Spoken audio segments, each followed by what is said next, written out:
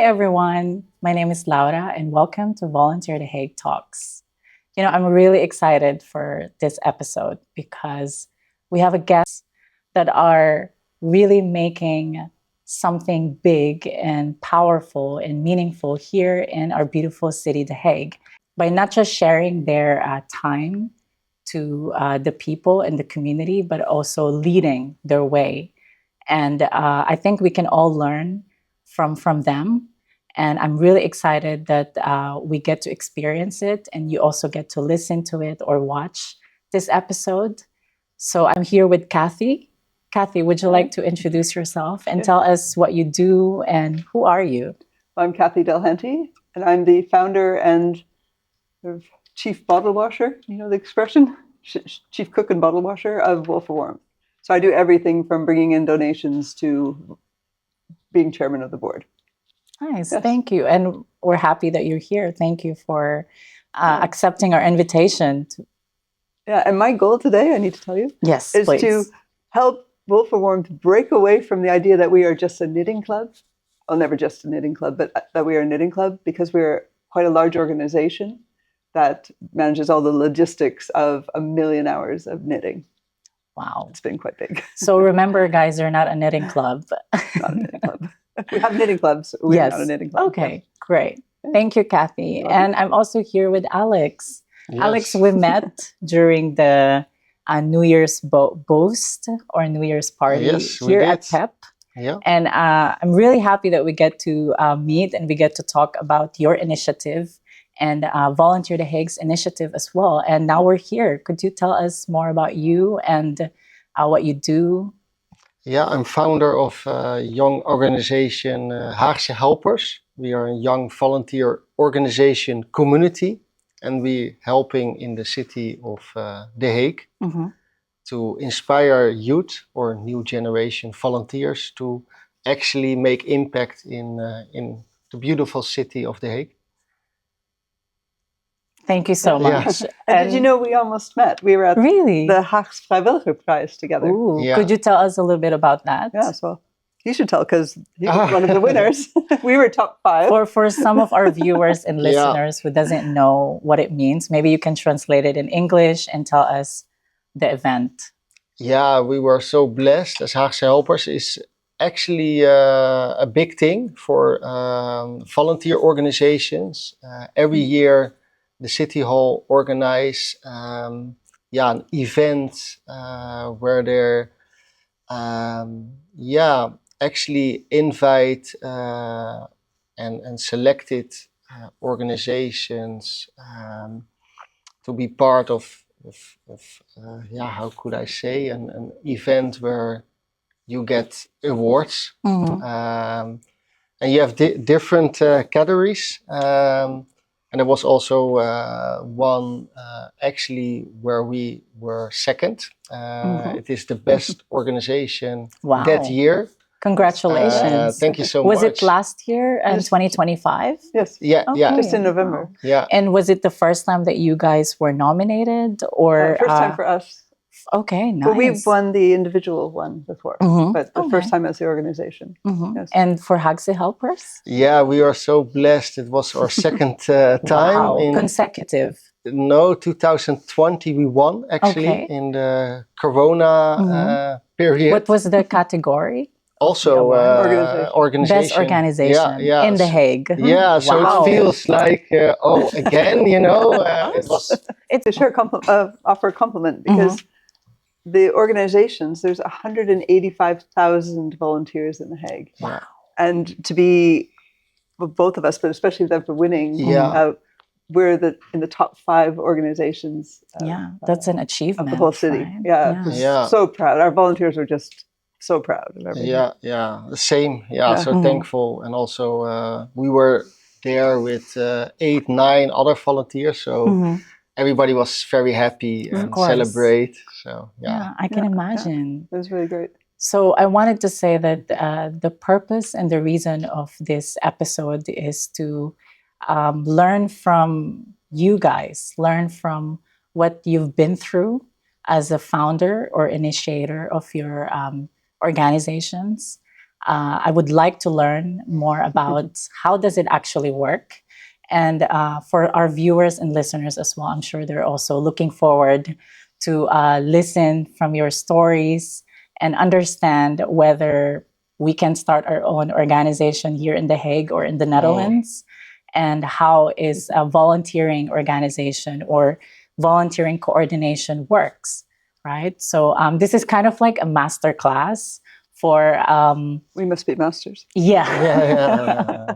I think you should be Maybe. masters. So Cathy, how long you've been the initiator and the founder of Stichting Wool for Warmth? Well, Wool for Warmth began not as a stichting, just as a happy accident. Mm-hmm. Well, started unhappy. My friend died in 2017. In fact, Friday we're celebrating. We have an annual commemoration for her. It's Friday this week. And her husband was panic cleaning the whole house, and he found her knitting stash of wool. Ooh. So I don't know if you have a partner who knits or you knit, but there's always several garbage bags of wool hidden at the back of the house. And he found her wool, just brought it to my house and said, "You knit, you take it, do something good with it." She was nice. Oh, nice. But he's Dutch, and what he meant was make something nice because she was good. Like, it was a translation error. Oh, okay. And in English, it means I have an obligation to do something, a good deed with her wool. What was it in Dutch? It just make something nice. What's the word in Dutch? Well, it's the same word, it's just a different order. Okay. But doe iets goed met het. Like, make something nice. But do something good in English is a different meaning. So I was looking for a big project. So I got these nine garbage bags of wool. In the end, it was 7, and then it was 9. And then I just put a note on Facebook, said, "Who wants to knit for the homeless? I have wool." And my idea was just 9 garbage bags, get people to make scarves. And then that was it. That was my plan. Wow. It went really wrong. Why? Because people would bring me a scarf. I brought you a scarf that they made. And then they would give me their grandmother's wool. So they misunderstood. No. They just said, "Oh, you take wool. I have wool." Boom. And so I always had 9 garbage bags. So they of thought wool. you're a garbage. Well, they were just no. They didn't know what to do with their grandmother's things. Yeah. Or their mother's things. They didn't want to throw them away. So I said, "Oh, if you're knitting scarves for the homeless, maybe you want this wool." And so they kept bringing me more and more, and the house was filling up. So how were you able to correct them? Or well, I didn't correct them. Okay. I didn't. I got so you keep receiving. And this is the entrepreneurial side. Okay. I had some 16-year-olds from Gymnasium Haagse up on Land van Meerdervoort. That's where my daughter went to school. And they were around the table, and we said, "Okay, I guess we're starting something." And they came up with the name Wool for Warmth because they could take wool and make something warm. Oh. And then they the Netherlands is always cold. If you're homeless, definitely. I'm from Canada, so I have a different idea. Oh yeah, that's true. Okay, for me it is cold. Yeah, but anyway, so I took the entrepreneurial initiative, and these kids came up with the idea that everyone should be happy. So the homeless could be happy, not have to say thank you, just not have to go to church, not have to eat a dinner, just have a hat. And then the knitters can be less lonely because they can make clubs, and they can sit together and chat and kletsen, koeien and cafés. Sit chatting over coffee. And then the shelters could be happy because they have something really nice to give to people, brand new, like the scarf I'm wearing. New clothes. And then everyone, and no one had to throw anything away. Yeah. And so we would stop people throwing things away. Yeah. So, tell us about the scarf that you're... Oh, the scarf. I keep tangling myself up in. This is from Zahia. She's one of our volunteers. She was a Syrian refugee. And her sons came to me one day and said, "I think we can trust you with our mom." And they brought their parents to us to volunteer at Wool for Warmth. And she's a master crocheter, as you can see. Wow. Yeah. So the beauty of it is it starts like this, piece of string.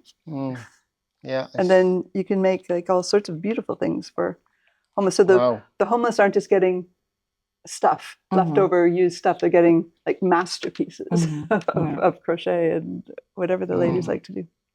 Nice. I love it. Thank you.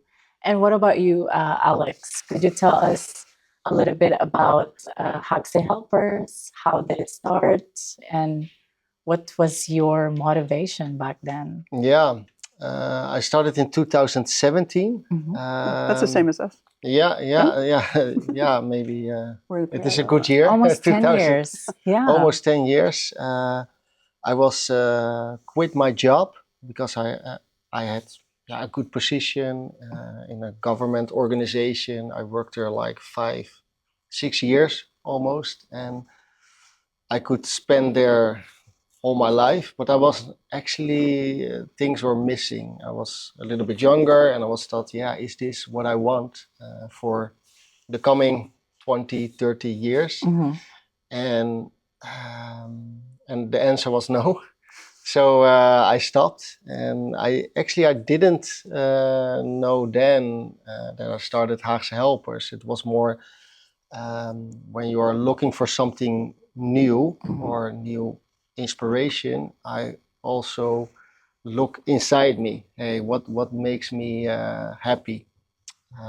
Also, when I was young, or so I did many things, also coaching sessions, and actually I also went to places where I actually help people, where I give. Mhm. Also, as an experience in volunteering work, also different things what I did also to school, or also I can remember when there was an activity. Well, it was like a 24 hours doing good activity from the church side. Oh, nice. And I was thinking, wow, I do so many things. I give people a lot of attention, love, helping. I do it with others. It is also fun. You do it with others, with friends, and you're giving, you're learning. So I was thinking, wow, that is something very special, you know. And I also saw, unfortunately, the other side, that a lot of people in The Hague, they need help. So I was thinking, hey, I think I have something. What sort of help do they need? There are a lot of people in The Hague. They are, how do you say? They have network, but you also have a lot of people who actually don't have a strong network. They feel lonely, and Isolated? yeah, they don't have a lot of friends, but they also need help. For example, I need help with my groceries. I need help with my garden, and who can help me because I cannot do it anymore. So, and back then I was thinking, hey, why I shouldn't not start an organization, but not only an organization where we matched people. Hey, I have somebody who wants to help, and yes, I have a match, but also a community where people can meet each other, where we can inspire, where we can laugh, where we can learn. So, and then actually I started in 2017. Wow. Also with networking and talk to social workers and different professionals. Hey, what do you see in the city? And they also give me feedback. Yeah, actually there are people who are lonely. They need help. So I was thinking, okay, there's enough to do in the city. And I also know the side that we have a lot of people, also young people, who wants to do something, but sometimes they miss, where do we start? What can we do? So yeah, that is where I started Haagse Helpers in 2017. Yeah, it's interesting. We have a different approach to how we started, because with me it is more opportunistic. Yes. I was also looking for something, but I had the wool from Richard, and then a few months later we had a knitting club at the library, and then a few months later this lady named Rita said, "Can I make some clubs?" And I may have a policy to say yes, so yes, and then we'll figure it out. Where in the Netherlands I find a lot of people say no, and then I'll think about it, or I say yes and we'll work it out. So I take the opposite approach. And so Rita said, "Can I make some knitting clubs?" And I said, "Sure." And in 20 days, she made 70 knitting clubs in The Hague. And I was like, That's Like a lot. 300 knitters we had suddenly, and then they all wanted wool. So then I need more wool. We have 300 knitters, and then wool came, and then we just distributed it. And then a club was 4 people because 3 was a coffee. That's what Rita said. 3 is a coffee. But we just had like, if we said if we'd like to knit for the homeless, people would make 1 scarf and give me wool. But with Rita, she said, if you're lonely, this is the loneliness in The Hague. It's 12% endemic loneliness in The Hague. So if you're lonely, you can knit for the homeless. And then you had, if you don't feel worth, you can knit for the homeless. And if you are bored, you can knit for the homeless. And if your family has too many scarves, you can knit for the homeless. If you have not enough family, you can knit for the homeless, like that. So she added a purpose to the knitter. So they had a purpose, an activity, and a goal. And then when that happened, it just exploded into this big organization. Yeah. But at the beginning, I wasn't looking to do a big organization. Yeah. And I just took the opportunities as they came across. So I didn't think and talk and look and anything. I just said yes. I just said yes and made a policy of say yes and figure it out later. I love the humble beginnings that you guys have shared. I would say it's humble beginnings because Haagse Helpers is coming from your observation within your community and the community around your community, right? And you had the opportunity, and that's also humbling, right? To start something from the opportunity that you got. I did my research before I did my stalking before I what did you find? Invited you. And I saw and I read that both of you have or had a background in business or HR background, and you worked in government organizations. So how is the transition from being an HR to initiator of a volunteer organization? I mean, there is always a difference between an employee and a volunteer. So how were you able to transition your mentality as an HR for employees, for a paid employee, to an HR or initiator of a volunteer organization? I think the most important was that I already knew from, hey, if you also work with volunteers, and they are the most important, the volunteers, they doing the activities in the city. So you have to do a very good thing for them. Also start to have relationships with them.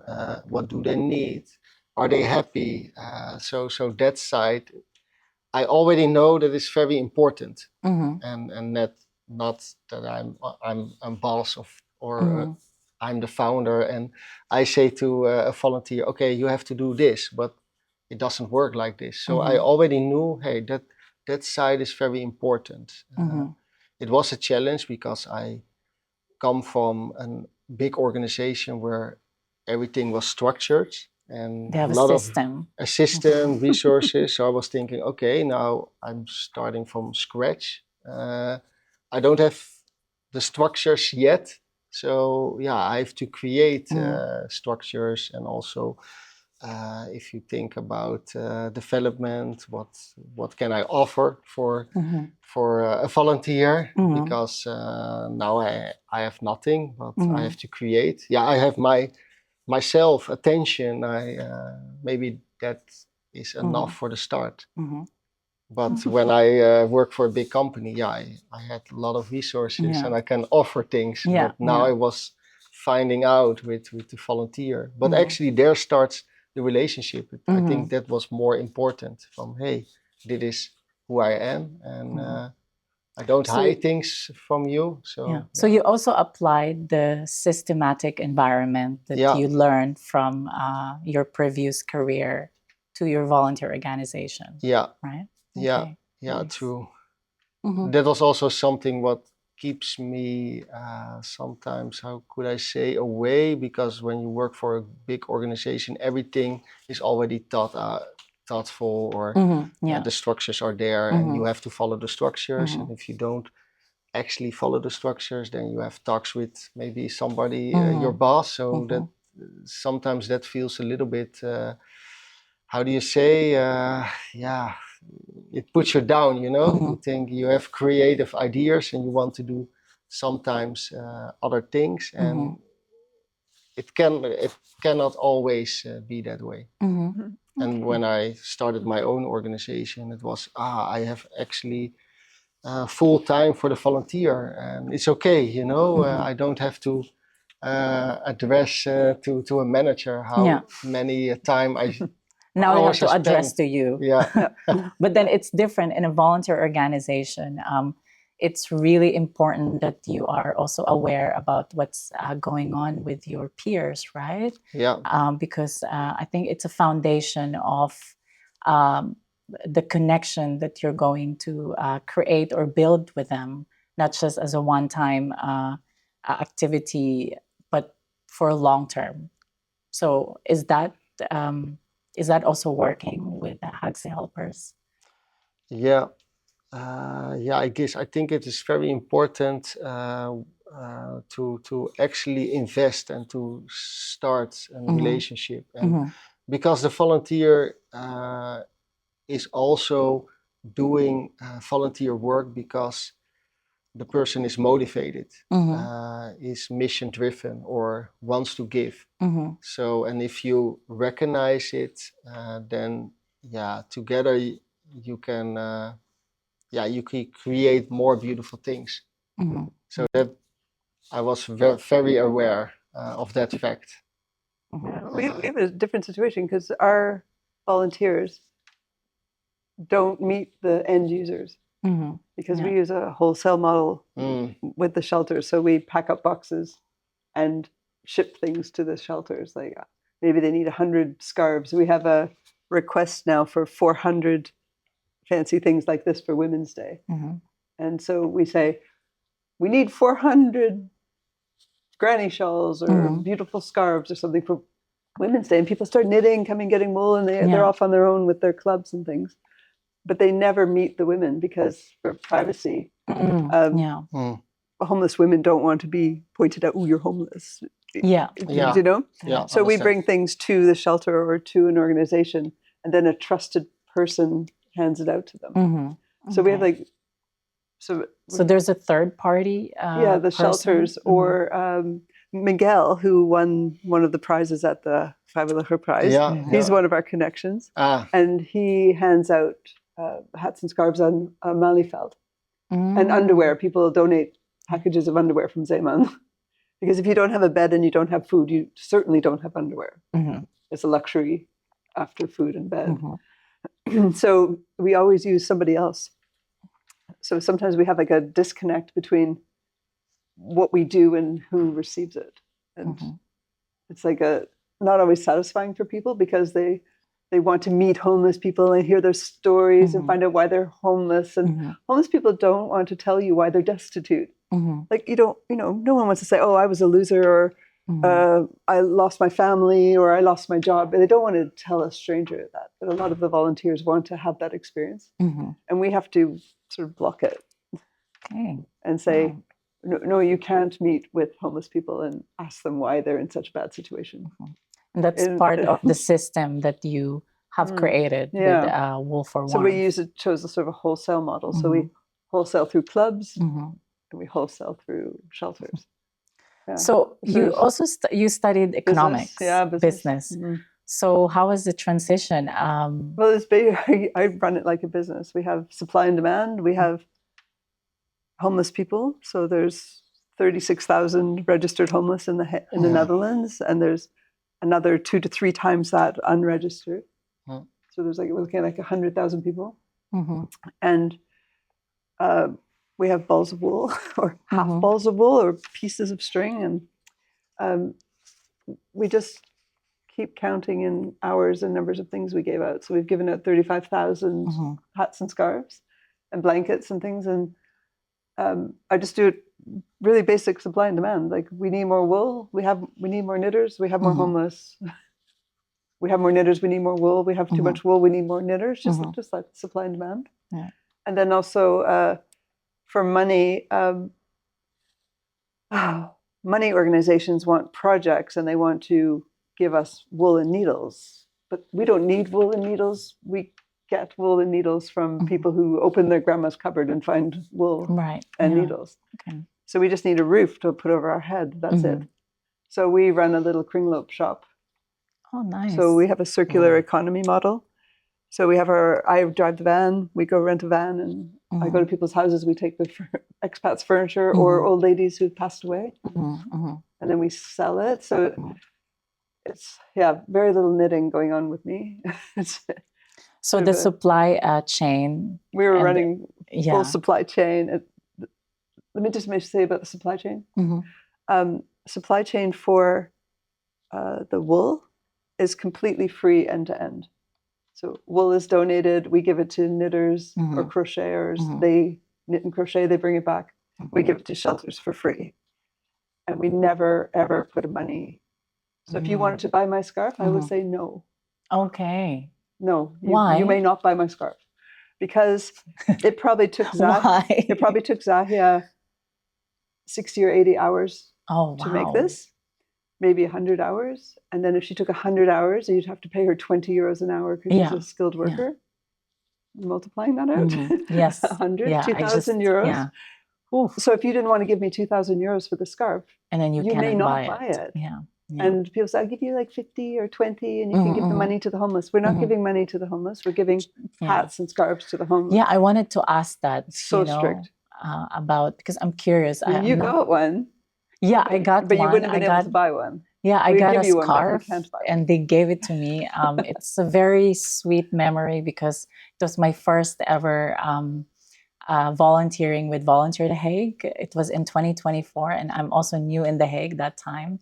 I mean, not very, but it's like towards the end of my first year, but it's the only time where I, started to get involved with the community. And then I was there at the social hub during the mix and match event of Volunteer The Hague, and Stichting Wool for Warmth were there. And then one of your volunteers gave me a scarf because I was curious.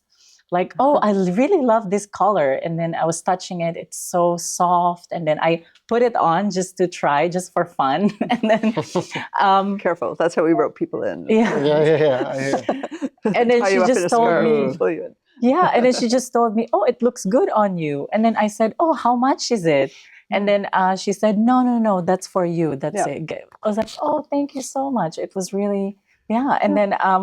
you'll see the photo. But to make a blanket, beautiful, and it's really long as well, and very thick. Very nice. And thick. So most people nowadays have never had a handmade scarf. Have you had a handmade scarf? I don't think so. No. Well, I think you should visit us. Cathy. We'll give you one. But people haven't had a handmade scarf. So knitting's been going on for thousands of years. Yeah. And it's not old-fashioned. It's not grandma. It's the Egyptians. The ancient Egyptians were knitting. Yeah. So it's not like people think back one generation, but it's back thousands of years. People have been knitting and crocheting. And that's actually my first ever handmade scarf that I can remember. Yeah. That's what people I'm sure I've had one before, but I can't remember when, or I don't even have it. Maybe you haven't. So maybe I haven't, because it's an uncommon thing now. Yeah. And that's why... We found women that were knitting and then pulling them out and knitting them again and pulling them out because their family, oh, grandma, I don't like the color, and you're like, oh, you spoiled brat. Your grandmother just spent like 50 hours making that for you. And they could have said, grandma, could you make it in this color? And she would have been over the moon. But there was this disconnect. Oh, grandma makes ugly sweaters. I don't want an ugly sweater. But you could have said, grandma, could you make this sweater in this color? And she would have been, yay. Nice. But people didn't want to tell their grandma that they didn't like what she made. Yeah. So it made a break. But the thing is, I met just down the street here, a Swedish man. I gave him a hat and scarf. He was like the size of a mountain, this man. He was huge. Taller than Alex. Yes, taller and broader and a big beard and looked Swedish. And he was homeless, and I just kind of identified him and said, would you like a hat and a scarf? And he said, yes. And then he said, wait a minute, my mother knit. And he said, I remember, because in Sweden, he said, my mother, it takes a long time to make a scarf. That's how he got it. He was like, it takes a long time. I said, yeah, well, for your size, maybe usually takes 40 hours, maybe 60 hours to make a scarf for you because you're so tall, and a hat. So yeah. Wow. And then he said, nothing. And then he just had tears running down his face. Oh. And he just stood there like this mountain. Just so touched. And he said, well, who made this? I said, well, these ladies made them for you. And I could say that they made it for you. Wow, and you can choose your favorite color. Yeah. And then he was just like, but I have one, but I need to wash it. I'm like, you can have one to wash and one to wear. That's not excessive. Very specific. And he was like, no, that's too much. And I was like, no, take it. And then, but he just, right here in the city, he just stood there like just crying. Oh, wow. And you think like, and we go, oh, Grandma, I don't like it. Yeah. It makes me so mad. It makes me so mad. And then, but yeah, so it's better if we make a blanket, there might be anywhere between 250 to 500 hours of work in it. And you would never pay for that. I see them on Marktplaats for like 10 euros, these handmade blankets. And then, but people will give 1,000 hours to a homeless person, or they will give 500 hours of their handcrafting to a homeless person. Yeah. Yeah. They're like bursting with generosity and so pleased that somebody will use it. I love this kind of story. And I'm curious if Alex has any story that something related to that, you touch someone's heart, with Haagse Helpers, with your volunteers, or do you have any story that you'd like to share? Yeah. Also, the volunteers sometimes surprise you. So I didn't know there was, I think in 23, 24, also a volunteer joined us. He was a student. If you look at him, you think, he sounds like a nice person. He's very positive, active. And he found us, Haagse Helpers. He did a lot of activities and also helped with meals. And then he moved to Delft. He said, hey, I have to stop with Haagse Helpers because I moved to another town. And I would say, I understand. Delft is not far. No. Not far, I but lived in Delft. that's true. But he chose that his life is Delft. Yeah. And also because of his study and also want to look for a place in Delft. And then I think 6 months later, we got a postcard. It was like Christmas time and a lot of people give each other postcards. And then that's something I really love about the Netherlands, the postcard. Yeah. It brings me back to an old age that I've never got to live, and now I can live with that because we don't have that in the Philippines. I'm from the Philippines, and no one gives cards anymore. Christmas cards. No, Christmas cards, birthday cards, and something that you said. Yeah, it's just beautiful. So we do it more in December. So we got also I cannot tell his name, maybe he's listening, but then. We received drop name. Name drop. Yeah, we received a postcard, and actually, the text was also give a tear because he was saying, "Hey, thank you for Haagse Helpers." Because during my time as a volunteer, I was lonely. I was lonely, and because of you, you gave me community. And I was thinking, wow, I didn't expect this from one of my volunteers. And of course, I don't want to label people, but it was also a surprise. And also the fact, hey, we all could feel loneliness. And we did something for him to give him the experience of community, feel welcome, and we received a card. So I also was You're acknowledged. crying from wow, I Yeah. didn't know that, and it's okay, you know, but it was a very thankful moment. With similar with the community of Wool for Warmth volunteers. What breaks me up every time I do a speech at the annual party is that they would never have come together if it wasn't for Wool for Warmth. No. So we have maybe 2/3 foreign, 1/3 Dutch, and these two groups wouldn't have mixed. And then we have the youngest are like 7, 8, 9, 10, the kids at the British school, the junior British school, they knit for us, they make blankets. And then the oldest is was 104, 105. Wow. And then we think like, there is no way that this cross-section would have come together if it wasn't for this charity. They wouldn't meet. Some of them meet, you know, there's groups that meet in other places, but this one cross-section would never have come together. I find it really touching and honoring and humbling that, you know, we have people who've been in the country like 3 days, right? How did you find us in 3 days? You know, people here don't even know we exist, and you found us in 3 days. How did that happen? And other people have been sitting on the couch for like years. Yeah. And they never found you. No, and some did, and then some are like, oh, we never. This would have been great knowing this place exists. And then, but that person just walked off the plane almost into our living room. Exactly. Yeah. That's funny it's a funny way to picture. But there's it. like a really funny mix of people that would not come together otherwise. I'm convinced. I understand. Yeah. Well, I also, based on my research, I also saw that you volunteer. You were also a volunteer for a while with the UN and UNICEF and a soup. Sorry, I forgot the name. There's another one that you volunteered with. Well, I volunteer a lot, but I've always volunteered. And in Canada, when you grow up, it's part of the culture that you need to volunteer, and it's sort of expected. Not everyone does it, obviously. But like at high school, we had to go volunteer, and the international schools in The Hague, all the kids at every level have to do volunteering. And so for me, I used to be a big sister, big brother, and UNICEF and Toastmasters. So volunteering,